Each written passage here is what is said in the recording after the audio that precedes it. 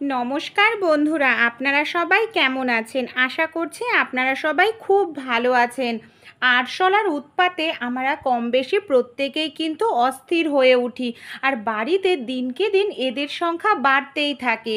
আর এদের তাড়ানোর জন্য যে আমরা ওষুধগুলো ব্যবহার করি, দেখা যায় কিছুদিন হয়তো কম থাকে, আবার কিছুদিন পর আবার সেই অতিরিক্ত আরশোলা ঘর বাড়িতে, খাবারে, সবজিতে, ফলে দেখা যায় সব জায়গায় ঘুরে বেড়াচ্ছে।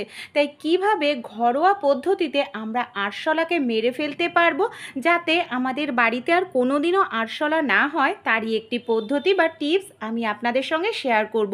100% শিওর যে এই পদ্ধতিটি আপনারা যদি একবার ব্যবহার করেন আর কখনোই বাড়িতে আরশোলা হবে না।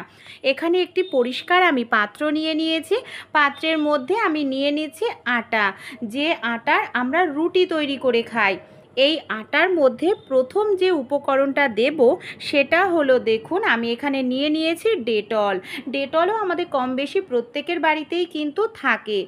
এরপর এখানে আমাদের নিয়ে নিতে হবে, আমরা যে মশা মারার কয়েলগুলো ব্যবহার করি না, এই কয়েলগুলোকে ছোট টুকরো করে নিলাম। তারপর আমি এখানে নিয়ে নেব ন্যাপথলিন। দুটোই কিন্তু আমাদের যে আরশোলা বাড়িতে থাকে, আরশোলাকে মেরে ফেলতে সাহায্য করবে। ন্যাপথলিন এমনকি মশা মারার কয়েল প্রাণীর শরীরের জন্য ভীষণ ক্ষতিকর। একেবারে গুঁড়ো করে পাউডারের মতো করে নিতে হবে। তারপর আমি এই আটার মধ্যে দিয়ে দিলাম। এবার চামচের সাহায্যে খুব ভালো করে আটার সঙ্গে মিশিয়ে নিয়েছি।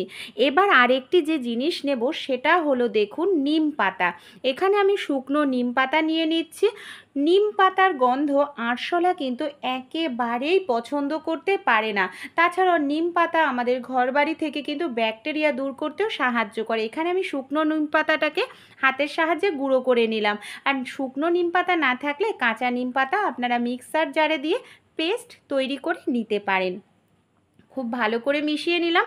সামান্য পরিমাণে একটু জল দিয়ে দেবো, বেশি জল দেওয়া যাবে না, তাহলে পাতলা হয়ে যাবে।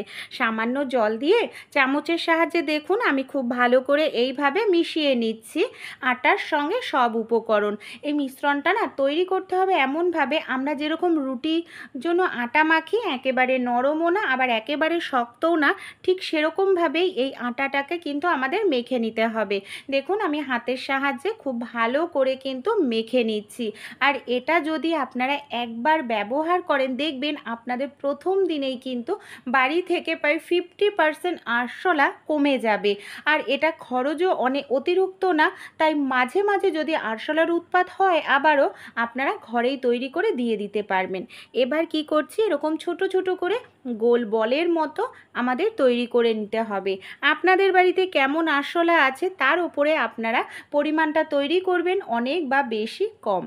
এবার দেখুন এইভাবে আমি সবগুলো গোল বলের মতো করে তৈরি করলাম। এগুলোকে আমরা কোথায় ব্যবহার করব? আমাদের বাড়িতে যেই সব জায়গায় আমরা আরশোলা দেখতে পাই বা চোখে পড়ে সেই সব জায়গায় দিয়ে দিতে হবে। বিশেষ করে রান্নাঘরে, রাত্রিবেলায় অনেক সময় গ্যাস যখন আশেপাশে দেখা যায় লাইট বন্ধ করে আরশোলারা ঘোরাঘুরি করছে, তাই গ্যাসের ওপরে যদি আমরা দিয়ে দিই, যেহেতু এখানে আটা আছে খুব সহজে এসে খেয়ে নেবে। আমাদের বাড়িতে যেই সব জায়গায় পেটি থাকে, পেটি কিন্তু আরশোলাদের আদর্শ বাসস্থান বলতে পারেন। এখানেই তারা বাচ্চা তৈরি করে, এমনকি পরিবারের গঠন তৈরি হয়ে যায় এখানে। তাই অবশ্যই পেটির আশেপাশে দিয়ে দেবেন, যেখানে কিচেন ক্যাবিনেট থাকে বা আপনারা যেখানে যেই সব জিনিস রেখে দেন, নড়াচড়া করেন না অনেক দিন, সেই সব জায়গাতেও দিয়ে দেবেন। দেখবেন প্রথম দিন ব্যবহার করেই বন্ধুরা অনেকটা আরশোলার উৎপাত কমিয়ে ফেলবে।